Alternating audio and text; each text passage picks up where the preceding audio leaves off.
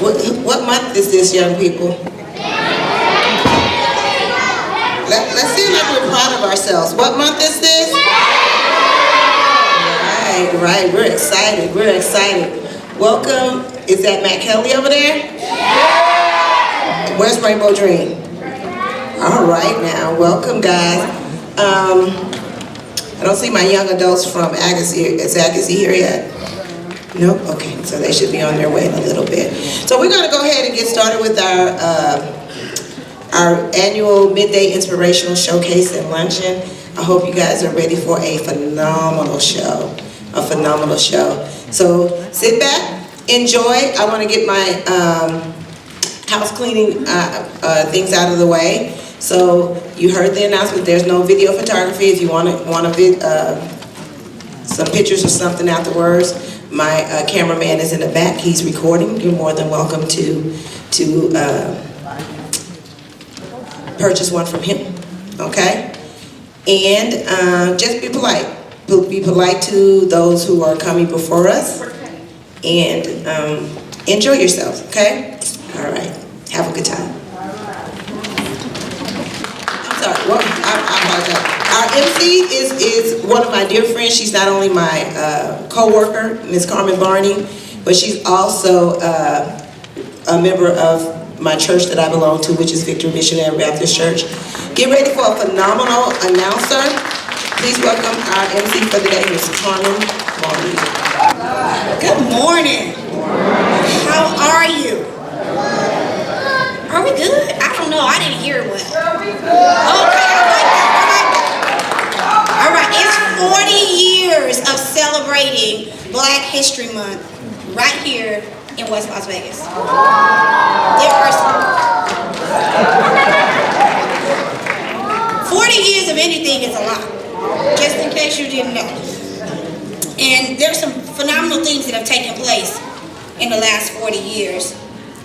Black history is one of the many things, but there's a lot more, and we're going to go through a little bit of that as we move through the program. But before we do anything, we're going to start with an opening prayer by Enders Austin Harris.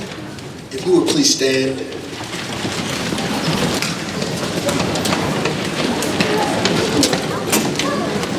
God of our silent tears, God of our weary years, thou who has brought us this far along the way. We come into your presence today asking your divine blessing upon this gathering. Pray that you would help us to understand who it is that we are. Help us to understand more fully how we contribute to this great country. Moreover, Father, protect us and keep us in your will. In Jesus' name we pray. Amen. In every good program, there's always great leadership. And the Department of Parks and Recs has an amazing director. And I know her to be a true person. I know her to be a good friend. I know her to be a person who walks with integrity, who operates at a high level of standards. And I want to introduce her to you, and she'll introduce you and give you a welcome. Her name is Maggie Plaster, Director of Parks and Recs. Good morning, everyone. Good morning. So before we get started today, I think it would be really nice if we looked around us and greeted any of the neighbors that are seated next to us that we don't know.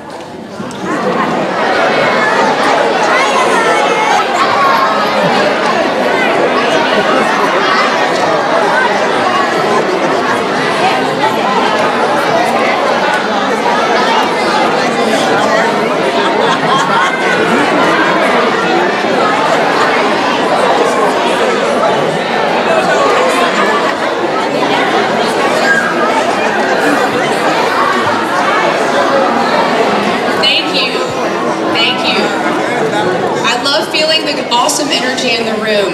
So my job is to acknowledge some people who are here today and to thank some others. First, I want to acknowledge that we have Democracy Prep, Matt Kelly, and students from Rainbow Dreams. Thank you all for being here today. We also have some of our members at Doolittle Senior Center. Thank you for being here.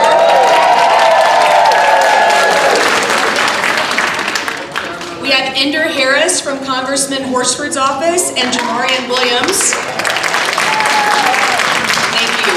And Jamarian Williams from Senator Jackie Rosen's office. And then, as you know, it takes a village to make something like this happen, this awesome event that we've done for so many years. So I want to acknowledge the West Las Vegas Library Theater staff and our Cultural Affairs West Las Vegas Art Center staff for helping make this possible. We also have quite a robust Parks and Rec Black History Month committee. And some of those members are here, including Cassandra Lewis, Latanya Lomax, Willie Henderson, Tara Manor, and Camille Franklin. Of course, I have to thank Carmen Burney, who's been our MC for so many years. Thank you, Carmen, for taking the time out to MC this event. And finally, I'd like to ask Cassandra Lewis to come out here for a moment.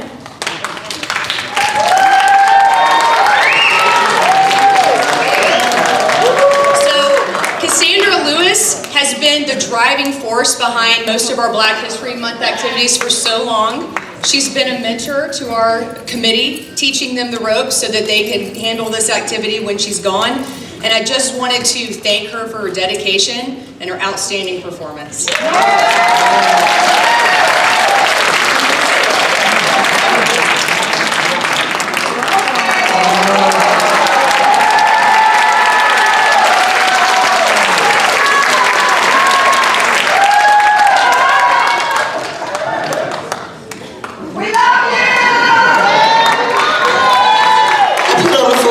Makeup today, so because you know I'm always camera ready. But thank you.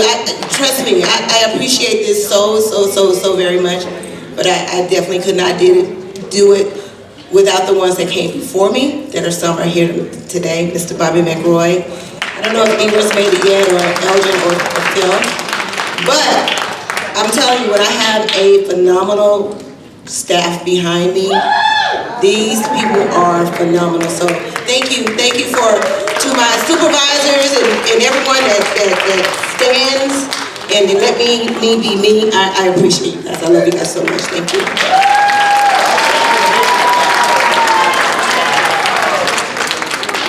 So Parks and Rec exists to provide lifelong learning and social opportunities for our residents. And I believe this is a wonderful example of how we increase our connection and our understanding of one another, and also how we build community to make life better.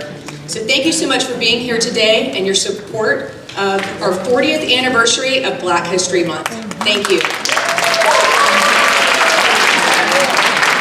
So now please welcome for the Black National Anthem, Jessica Henry Funchess. As Jessica comes, I got to give you a little history about this Black History Anthem. It was written by James Weldon Johnson. Those are the lyrics, but the instrumental music portion came from his brother. And so this brother duo got together, and on this day, February 12th, 1900, 500 students began to sing the national anthem at Lincoln's birthday party. So it's a huge thing. And by the late 1950s, the NAACP, they embraced Lift Every Voice and Sing as the Black National Anthem. There's 3 verses. Most of the time we don't sing them all, but when you look at the lyrics and you think about where we've overcome, that second verse is stony the road we trod, bitter the chastening rod, felt the days of when hope unborn had died. Yeah, those are some serious components of how we've overcome as African Americans in this country. And I would like to just go ahead and give a round of applause as she comes to sing, as Jessica comes to sing, Lift Every Voice and Sing.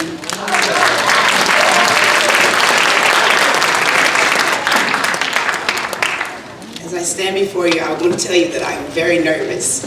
I'm nervous because I'm standing in front of an audience of a lot of young individuals. In this audience, I see a lot of people that has a lot of big dreams ahead of them. And there's going to be a lot of people that see a lot of things in you, and they're going to push you. My advice to you is never give up, never quit, and always go towards those dreams. Lift every voice and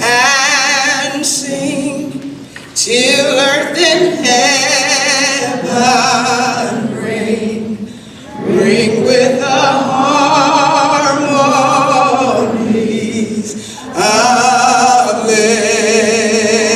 liberty. Let our rejoicings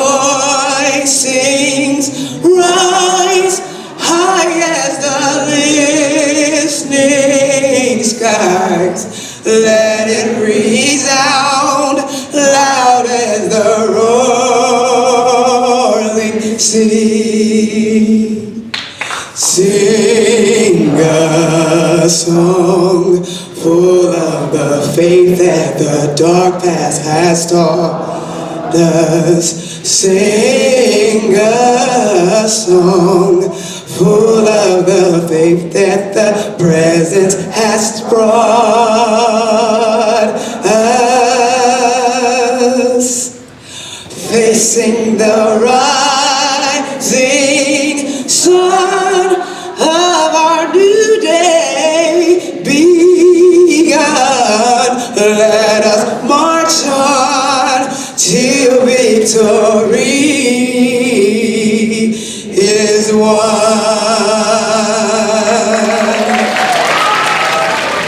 Next coming up is about the spoken word. And I just want to give you a little bit about the spoken word and the culture of which it lives. Spoken word poetry, as we know it today, kind of originated in the 60s. And it had a lot to do with the Black History movement and the Civil Rights movement. It became a method and a means for people to be able to share their political perspective as well as express their heartfelt conditions relative to economics. There was a time when most blacks could not read or write. And so because they couldn't read or write, spoken word poetry gave them an outlet to be able to speak their truth, feel their truth, so that it could be understood by others. And today you're in for a treat. This Tara Manor, Tara, right now, Tara. This Tara Manor is amazing. I heard her speak before, and her spoken word was riveting. It is earth-shattering. It is mind-blowing. And I want to tell you about her. The one thing about her, she's a native of Las Vegas, and she's been writing and performing for over 20 years. And her veteran voice and her veteran words, they work like that. She's a community and a literacy advocate. She enjoys reading, teaching, and working with the youth. Be prepared to enjoy some awesome spoken word. How y'all doing today? Good, good. Okay, so we got some students in the building, yes? And then we have some of our elders in the building, yes? So I wrote a poem called Show Them, and I have to read it because I don't have it memorized. So this has to be just right. It's called Show Them, and it's for our elders and for the young people that's in the audience today, for those of us who are mentors and for those of us who seek and need mentors. And so we need people to tell us the truth and tell them how they made it. Sometimes it seems like it's hard and that we won't get through. So we need those people who made it through, who are still going through, to give us a little bit of encouragement. So this piece is called Show Them. Show them how you did it and how it wasn't easy. How the sweat pooled and how the anxiety loomed. How the fear peaked and the doubt rested. Show them how dark it became and how the fog drifted and how the cold took over and how the sand began to sink. How the storm rolled in and how you lost your balance. Show them how your faith wavered and your insecurities lingered and how the negativity punctured and how the stereotypes cascaded. But show them how you did it and how it wasn't a cakewalk, but how you bulldozed the barriers, how you broke the chains, moved mountains, raised bars, cleared hurdles, crushed goals, shattered ceilings, pushed the limits, defied the odds. Show them how you won. How you didn't give up, how you persisted, how you pushed back against the grain, and how you obliterated the opposition. Show them how you did it. How it wasn't a walk in the park, but show them how remarkable you are. Show them how great you you are, how majestic and powerful you are. Show them your perseverance and your strength, your determination and your will, your impossible made possible. Show them your confidence and your resolve, your fortitude and your drive, how courageous and resilient you are, your expanse and your intention, your motivation and your pride, your fearlessness and dedication, your diligence and your truth, your swagger and the proof. Show them how you did it. Show them, and they'll have no choice but to see you, to see how extraordinary you are, how capable and how beautiful you are. Oh, they see, and the light looks good on you. Thank you. The light looks good on you. Yeah, I like the light too. You know, there's some things that happen in the light that don't happen in the dark. Right, there's some presence in the light. And so we need to spend a little more time in the light. One of the things that we want to acknowledge today is that we have received letters of recommendation and letters of acclamation from Senator Rosen, and there's a representative here. If you'll please stand, Jacory. Jamaria Williams. Senator Rosen's office. Would you want to bring me up? Okay. And while he's bringing his up, then Enders is from Congressman Horsford's office, and he's also acknowledging us. And two that are not here today, but we received letters of appreciation and congratulations from Commissioner Lawrence Weekly, as well as Councilperson Cedric Creer. So we'll acknowledge Senator Rosen's through Jamarion Williams.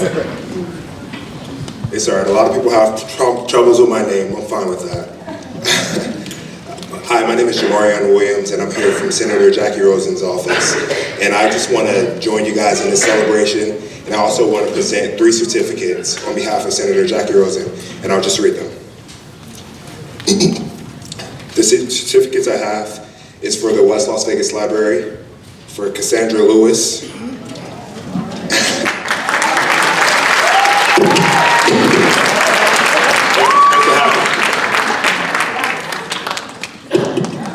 and also I have another certificate for the Midday Inspirational.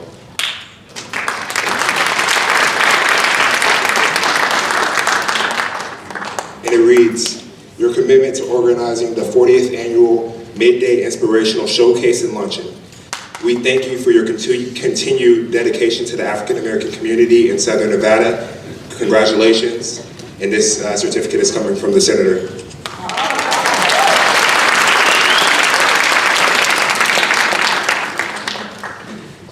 And I certainly join the Senator in her office in congratulating Cassandra Lewis. Miss Cassandra, thank you for your commitment. Can we celebrate her again?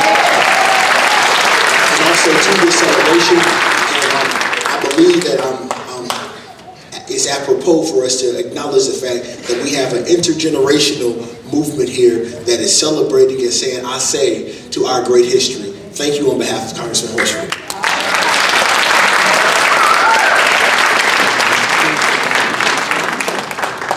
You're in for a treat when it comes to giving some inspiration and some encouragement. And Dr. Naida Parsons, she's a local. She's a native. She's a woman of intellect in her own right. But I'm going to read you what her bio says, because if I do it, I'm going to mess it up. Dr. Naida Parsons is a native of Las Vegas, Nevada, and holds a Bachelor of Arts degree in Psychology and Black Studies from the University of California, Riverside. She has also earned a Master's of Arts degree in African American Studies with emphasis in Psychology from the University of California, Los Angeles, as well as a doctorate in Clinical African American, as well as a doctorate in Clinical Psychology from the University of Nevada, Reno. Dr. Parson is the first African American in Nevada to be licensed as a psychologist and has done an individual, group, family, and couples therapy for over 25 years. Local history. You know, we read about Carter G. Woodson and the rest of them. Let's talk about what's happening right here, right now. So Dr. Parsons is an active in the community and is a riveting motivational speaker. I got you.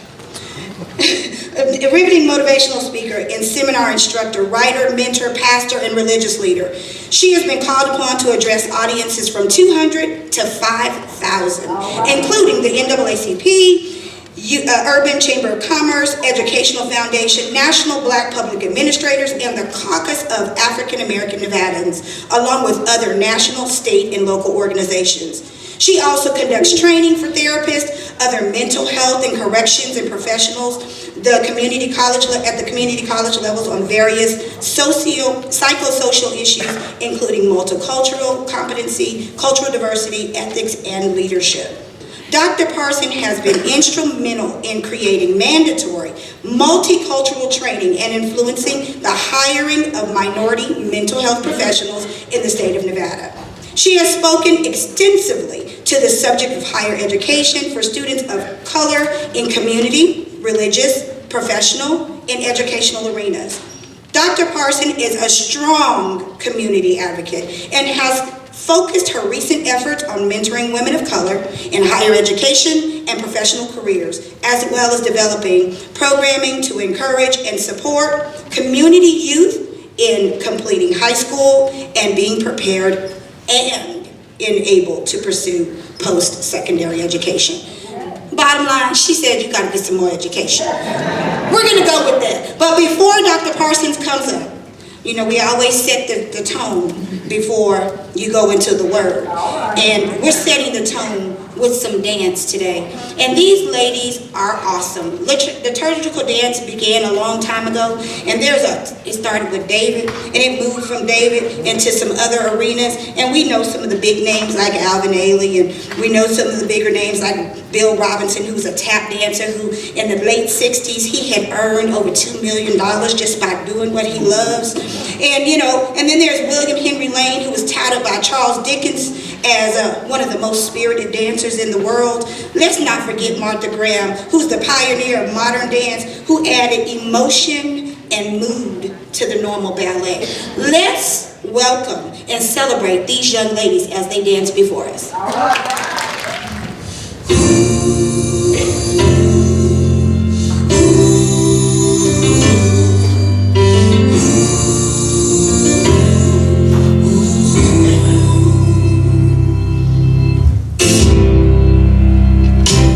Pieces of me were scattered, blowing in the cold in different directions.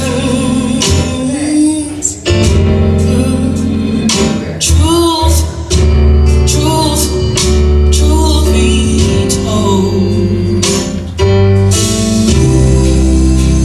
But then I looked into your eyes. Everything felt like it could be alright. You and we'll be back together, back together again.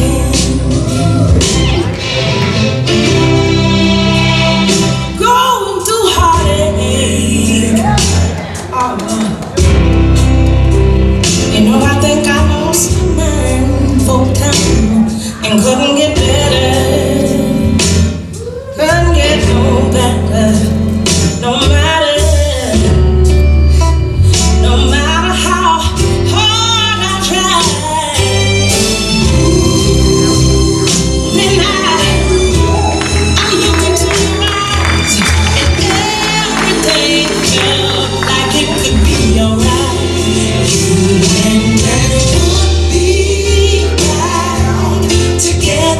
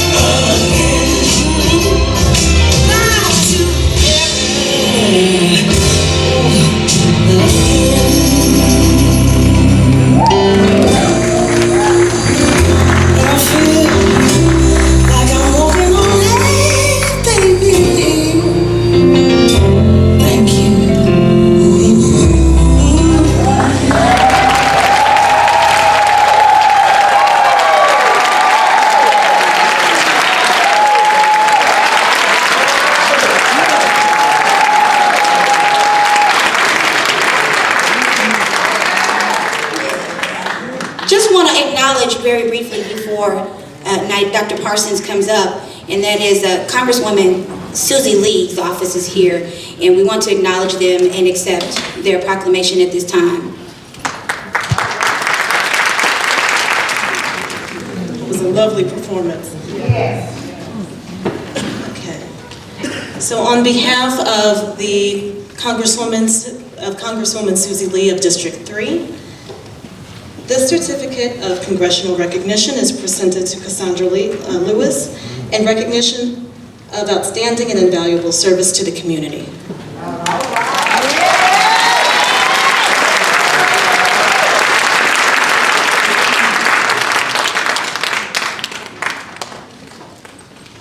Thank you so much. Awesome. Thank you so much. We appreciate you. Good morning. Good morning. I think I'm so grateful for the committee for this opportunity. As you can hear from my voice, I'm a little under the weather, but I missed this opportunity last year because of a death in our family. And even though we actually had another death in the family this year, I was not going to pass up this opportunity. And so if you guys can put up with my voice a little bit, I would like to add some inspiration to our inspirational midday service. So glad to see all of you multi-generational, beautiful people out here this morning. And we celebrate African American History Month because we are a people with a brilliant, rich history that's not accurately or often told. Knowing where we came from, and more importantly, knowing who we came from, shapes our view of who we are today. So the theme that we have for today is extending the dream, higher heights, greater vision. And we know that Martin Luther King left us with a dream that still inspires us. But sometimes I think that it's been more of a dream than a vision all this time. Because a dream is something you have when you're asleep. A vision is something you work on when you wake up. A dream takes inspiration, but a vision takes perspiration. A dream brings hope, but a vision attracts help.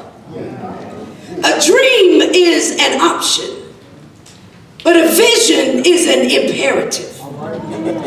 A dream is shared with wishers, but a vision is shared with workers. A dream needs a poetic expression, but a vision needs a strategic plan. So if we're going to accomplish higher heights and greater vision, we have to be more intentional about who we are becoming. All right. We have to get the dreamer in order. Is our dream attached to purpose? Is our dream changing lives? Is our dream impacting community? Because if we're going to higher heights and greater vision, we've got to get ourselves in order. To extend the dream, the dreamers have to be in order ourselves. Now, I'm not your typical Black Lives Matter kind of person. I want us to make sure that Black lives matter to us. I do want Black lives to matter in the country, but I'm more interested that Black lives matter in the hood. I do want Black lives to matter in our system of justice, but I'm more interested that Black lives matter when it's just us.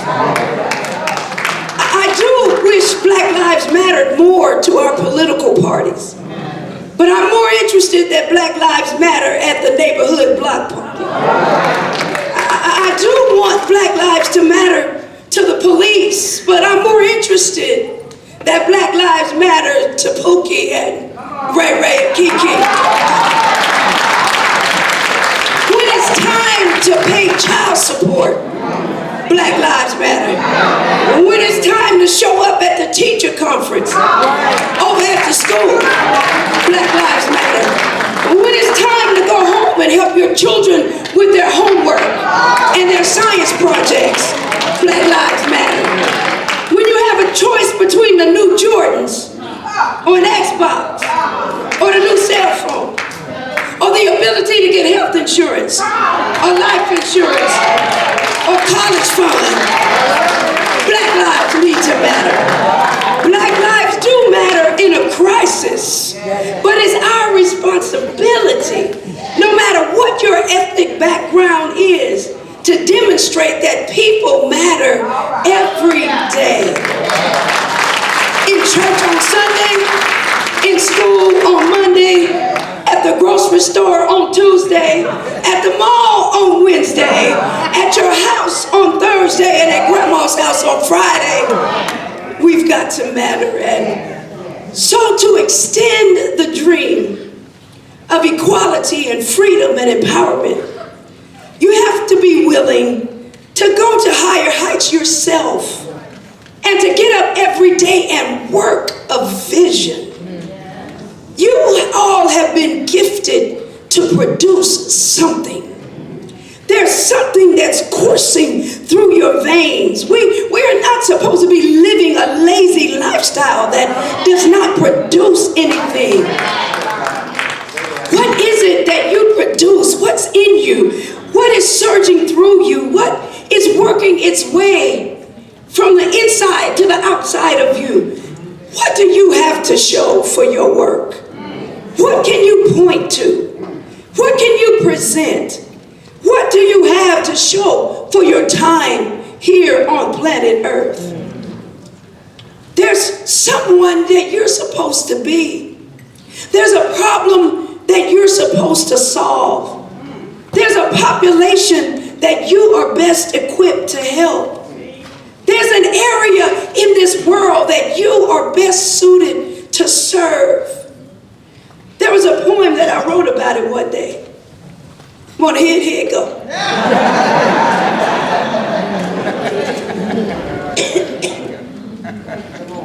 I actually wrote it for a young man who had a dream, but he needed to make that dream into a vision. And I wrote it because there was still a dream in me. There was still a vision in me. There was still a purpose inside of me as well. So the poem went a little something like this. There's something that I'm born to do, mourn to do, torn to do. There's something that I'm made to do, crave to do, been saved to do. There's something that I'm said to do, fed to do, bred to do, something I'm just led to do because I have to. I chose it, but it wasn't my choice. I said it, but it wasn't my voice. I wrote it, but it wasn't my hand. I did it, but it wasn't my plan. It's my destiny. Keeps bugging me, keeps tugging me, keeps mugging me. There's something that I'm meant to do, bent to do, sent to do. There's something that I need to do, plead to do, bleed to do. There's something I'm inflamed to do, reclaimed to do, insane to do. Some days I'm straight in pain to do because I have to.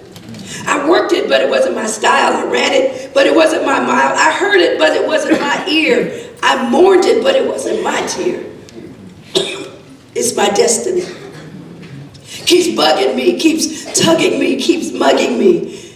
There's something I'm designed to do, refined to do, inclined to do. There's something that I'm set to do, prepped to do, been kept to do. There's something that I'm glad to do, mad to do, sad to do. Something that I'm grown to do, shown to do, home to do. Feels like like I'm left alone to do. Because I have to. I sang it, but it wasn't my note. I wore it, but it wasn't my coat. I carved it, but it wasn't my art. I loved it. But it wasn't my heart. It was my destiny. Keeps bugging me, keeps tugging me, keeps mugging me. There's something deep inside of me that cries in me, that sighs in me. Oh God, what if it dies in me? It's my destiny. It has to be. It's tugging me and it's bugging me. Sometimes it's straight up mugging me. Oh yes, it has to be.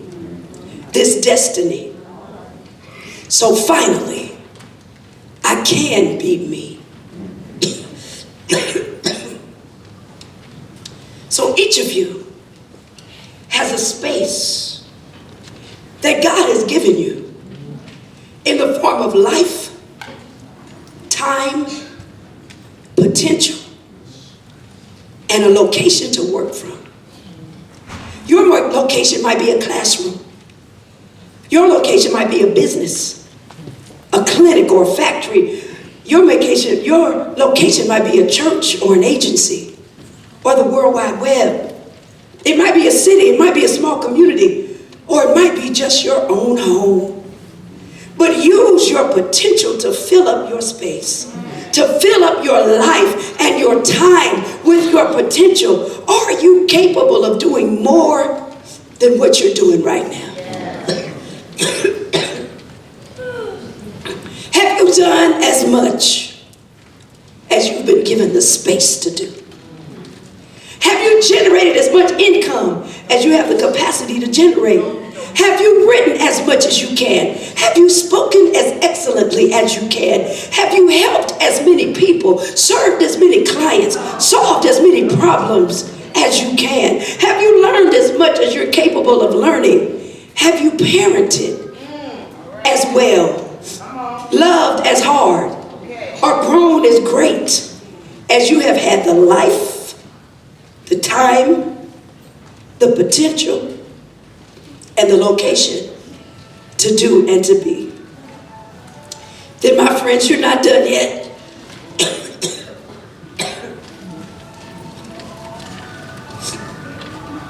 If you have more room in your life to fill, then you're not done yet. If you got more life and you got more time, then you're not done yet. We all have the opportunity to extend the dream.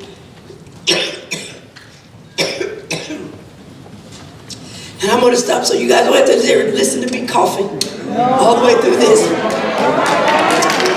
But we do have an opportunity to extend the dream and to study and to celebrate Black history so you can see what you're personally capable of.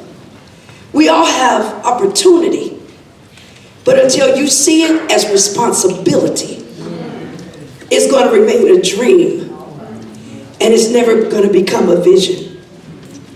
So let me reiterate the difference between a dream and a vision, so you know what to leave here and do. A dream is something you have when you're asleep. A vision is something you work on when you wake up. A dream takes inspiration. A vision takes perspiration. A dream brings hope. A vision attracts help. A dream is an option. A vision is an imperative. A dream is shared with wishers, but a vision is shared with workers. A dream needs a poetic expression. Dr. King gave us that. But a vision needs a strategic plan. And if we're going to accomplish higher heights and greater vision, we have to be more intentional about who we are becoming. So guess what, guys? It's time for us to get to work. God bless you. She did her work. Is that work for us to do? How many dreamers are there? Remember, the dream is an option. The vision is not, it's an imperative. I learned something, wait a minute. And then she said a dream is for wishes, but a vision is for workers. Yeah, so how many of us are going to get to work? She said, wait, if you're going to go to higher heights, you can't be done on a lazy lifestyle. She said you got to have a time and a place and a location. And then you got to be insane to do, in pain to do. And then she said, wait, you're not designed if you're not refined and not inclined to do. So, I mean, you know, when we walk out of here, we can be more encouraged. I mean, 40 years of Black history, what contribution are you making today? And if you've already, since we have this multi-generational audience, there are some of us out here that have already accomplished and we are just mentoring. Then there's others of us who are being mentored, and then those of us who are mentees.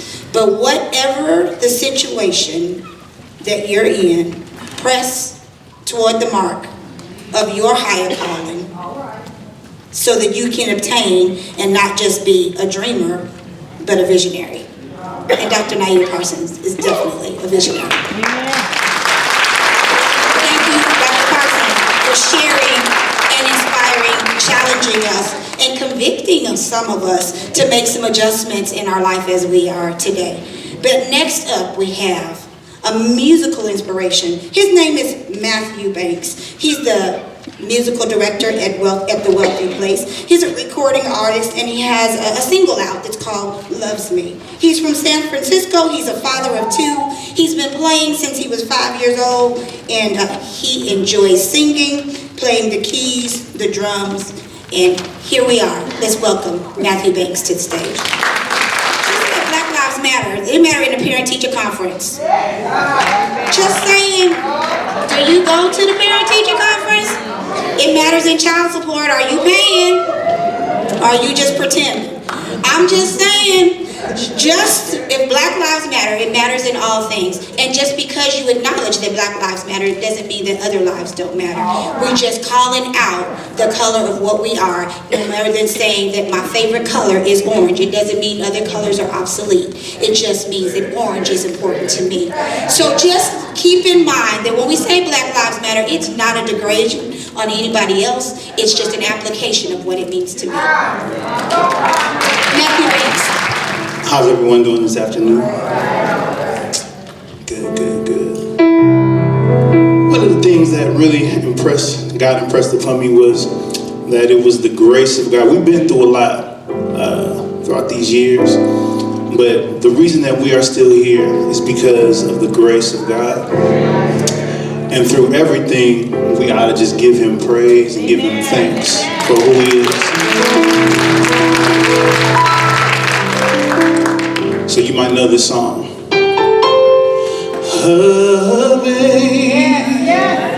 Amazing grace, how sweet the sound that saved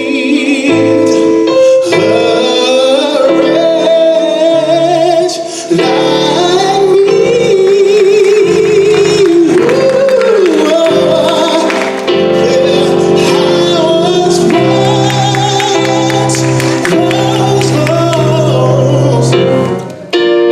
What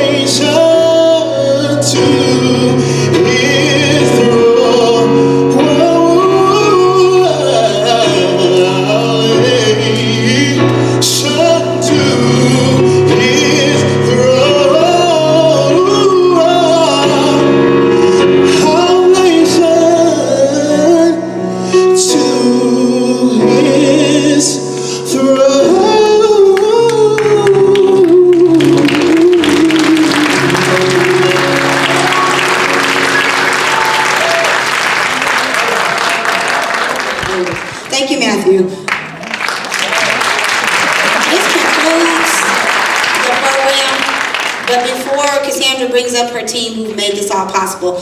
I just want to say that I'm both humbled and honored to be selected again to be the MC. It's not, they have many choices. There are lots of people who are qualified and definitely, you know, are just as good, if not better, but they chose me and I'm both humbled and honored. Thank you. Thank you for allowing me to be your host. Thank you for being my guest.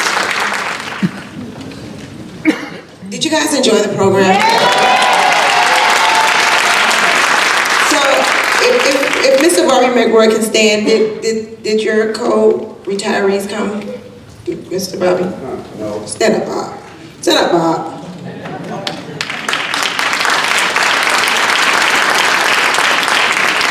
Thank you. I wanted to acknowledge Bob because he was one of my mentors when he worked with me at the City of Las Vegas. He was a great influence to me, so thank you so very much for coming and supporting me today. I appreciate that. Can I get out the Black History Committee? Where's E? Where's Ingrid? Okay. Ingrid? Please step forward just a second. So Ingrid is here. Thank you, E. We are, I'm gonna let Carmen read something real quick. I know y'all hungry. Gotta take your medicine. You know, this is just way too long. Been there, done that. But I would just like, Ingrid wrote a little history, so I'm gonna let Carmen read it for me, please. The history of Black history here at the West Las Vegas Arts Center by Ingrid. The 40 years of celebrating Black History Month started with a historical crew that came to Las Vegas from as far away as Delaware. The construction of the facility is itself a part of the history of Las Vegas. Who would have thought that a building built so many years ago would become such an important part of the Black history of Las Vegas? It was not built for the residents that occupied the housing developments that were within walking distance of the center. The true use was for the founding of families of Las Vegas that occupied the areas south of Bonanza Village, between Washington and Bonanza. 40 years ago, it was hard to get support for one day to recognize accomplishments of people of color of African descent. Carter B. Woodson started a movement to recognize the accomplishments and the impact of people of African descent that has migrated to at least 5 other countries. Many years of the program was under the veil of something else. It couldn't be celebrated out in the open. It was an essay contest, talent shows, and book drives. Teachers with ties to historical West Las Vegas High School, to West Las Vegas. My grandmother was one of those inspirational teachers. I just thought I'd throw that out there. So anyway, the Dr. Martin Luther King Committee, community groups, citizens in the community, and eventually Doolittle and West Communication staff, center staff members. What she remembers most, Ingrid, is that how many people attended the Black History programs and the diversity of the activities that have been presented over the years. As a child, Black History programs were held at Nucleus Plaza, now Heritage Plaza. As an employee, her first year planning the Black History Month celebration was a test by fire. Memorable because it was a gospel program with many singers and a speaker that spoke way too long. So I'm not going to become that speaker. I'm just going to give the abbreviated version of this story. But at the end of the day, we're here through 40 years of maturation because of the help of some many City of Las Vegas employees that came as far away as Delaware.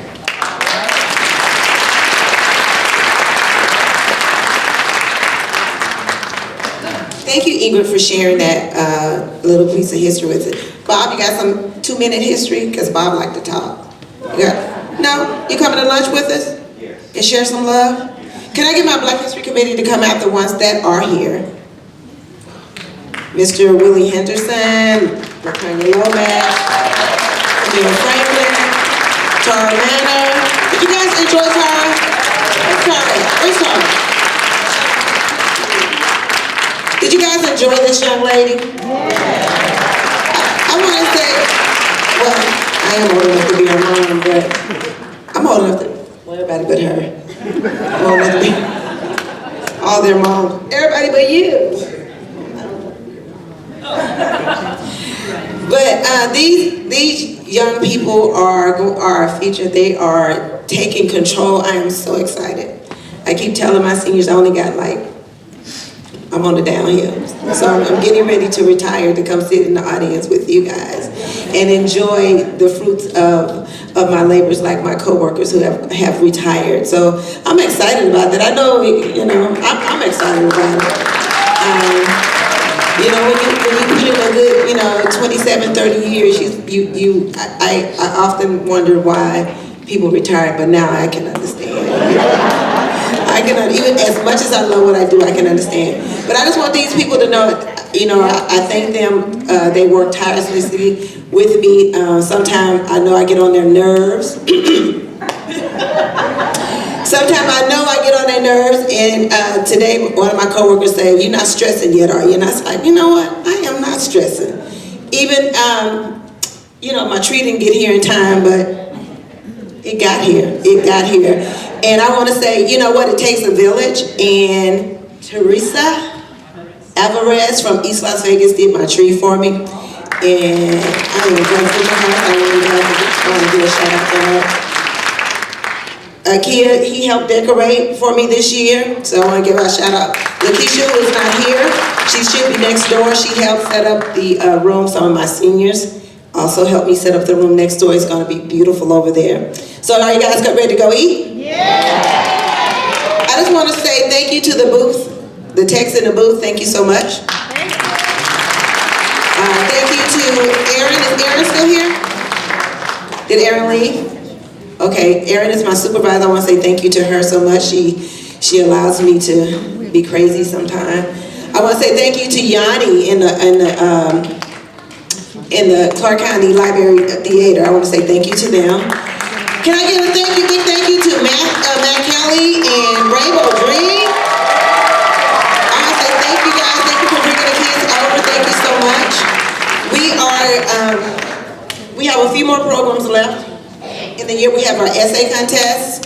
And children, we're doing a workshop out on the field next Saturday. It is our generational softball game. So if you guys need something to do and want to come out and participate with us, we're doing it next Saturday here on the softball fields at 12 o'clock. So it's free. So come out and join us. We'll have some hot dogs and chips and drinks, and it's all free, and DJ and music, and you get to learn a little bit about softball. So come out and join us.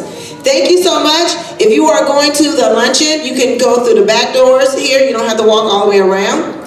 So you're going to go to the back doors, going to head to the streets. Doolittle has graciously opened the back doors. Everybody should have their ticket. Can I have some house lights, please? You guys want to say something? Anybody want to say something? Y'all don't want to say that? Y'all just want to look cute, huh? I'll be at Matt Kelly during reading week to read to you guys, so I hope I get one of those classrooms that you guys are in. For the adults in the room, please volunteer during reading week. Come out and read to some of our youth. Thank you. Yeah. So thank you. We'll meet you over there on the other side. Love you so much.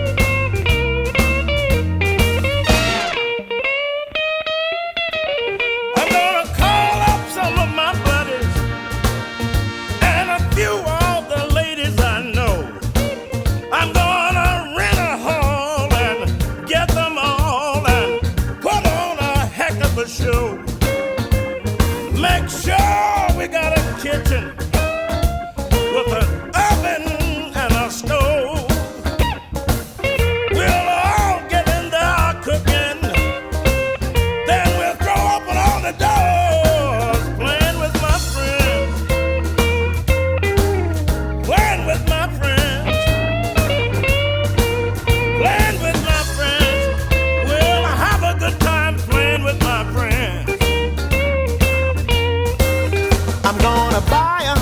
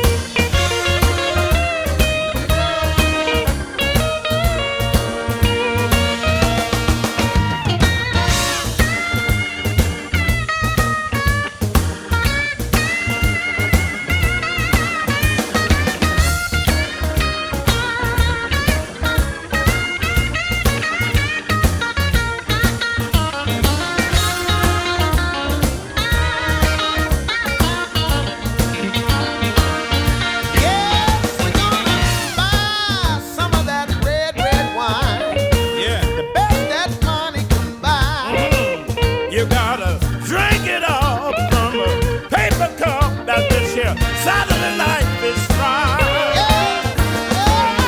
Everybody's gonna stand up. Yeah.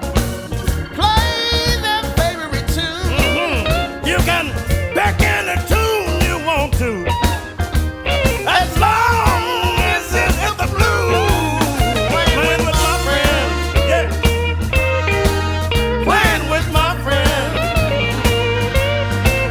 Playing with my friends.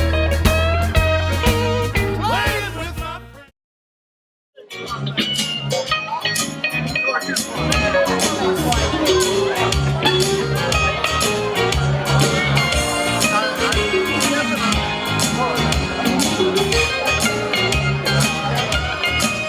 I'm gonna tell my sister, sing it. You can tell your brother.